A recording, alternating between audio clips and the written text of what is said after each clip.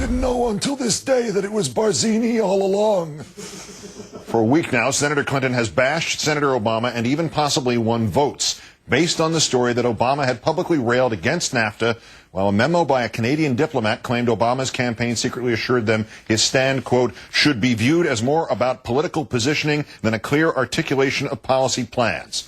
In our fourth story on the countdown, Obama's advisor denied speaking those words, and now we learn that a much higher source from Canada revealed late last month that the NAFTA promises came from a very different source, the Clinton campaign. According to an unnamed source speaking to that nation's equivalent of the Associated Press, the Canadian press, it was Clinton's campaign that contacted the Canadian government to reassure them about Clinton's anti-NAFTA rhetoric. The Canadian press reporting that the source heard the chief of staff to Canada's prime minister say in a room full of television journalists, quote, someone from Clinton's campaign is telling the embassy to take it with a grain of salt. Someone called us and told us not to worry.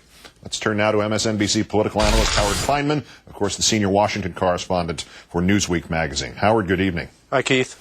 Am I oversimplifying this, or is this story now basically exactly the opposite of what it seemed to be a week ago? I loved your Godfather imitation. I feel like Tom the lawyer, now advising you. Yeah, it is 180 degrees different because I think it was the Clinton camp that started the conversation with the Canadians about don't worry about NAFTA.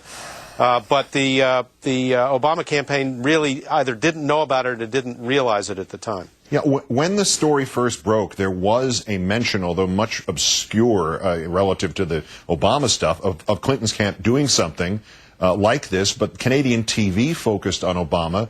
Obama gave that qualified denial. Clinton denied it flat out. Mm-hmm. Does she pay anything like the price Obama paid for it on Tuesday? Well, I was just talking to the Obama campaign. I don't think they noticed or knew about the Clinton side of this thing until today.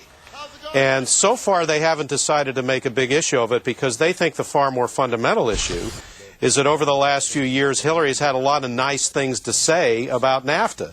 She said it was a great achievement for her husband's administration. She had a lot of positive comments about it. So what her lieutenant said to the Canadians seems a side issue to them.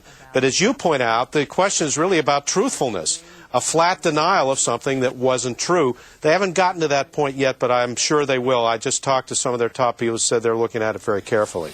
Is this the situation, perhaps, that if the construction is accurate, or even if we've just seen separately two halves of the same story, that you said that the Obama campaign did not necessarily know about the Clinton part about it, of this till today, but in their own defense, why did they not scream more loudly from more rooftops about their own relative, or at least at worst 50-50 guilt in this thing last week?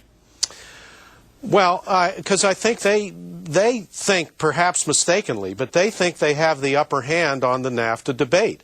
They think if people focus on the fundamentals, which, by the way, is the substance of the Obama mailers, the flyers they've been sending out, that Hillary has at best waffled on NAFTA from the very beginning and said a lot of positive things about NAFTA, whereas Obama has a much cleaner record on that, and they would rather emphasize that, and they're prepared to do that here in Pennsylvania, where I am speaking to you from Pittsburgh, and that's what they're prepared to do here in this state. All right, well, wrap this stuff up for me. We have all again, another compliment to John McCain, an analogy from the Clinton campaign of Ken Starr and Barack Obama, and this remarkable thing about NAFTA, where the story is the other side of the coin entirely.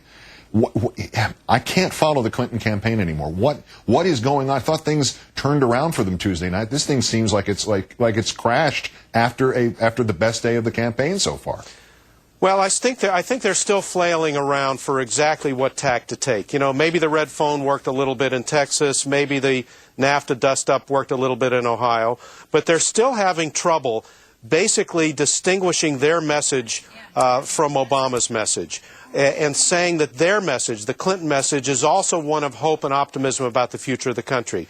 Here in a place like Pittsburgh, things have changed a lot. This is a different city from what it used to be, and a lot of the younger people want a message of hope and excitement and optimism, and Clinton hasn't figured out a way to reach that with anything other than negative attacks on her opponent. Although she has moved into contention for the vice presidency for Mr. McCain, in case things fall apart. Yes. Howard Fineman of Newsweek and MSNBC. Great thanks, Howard. Thank you, Keith.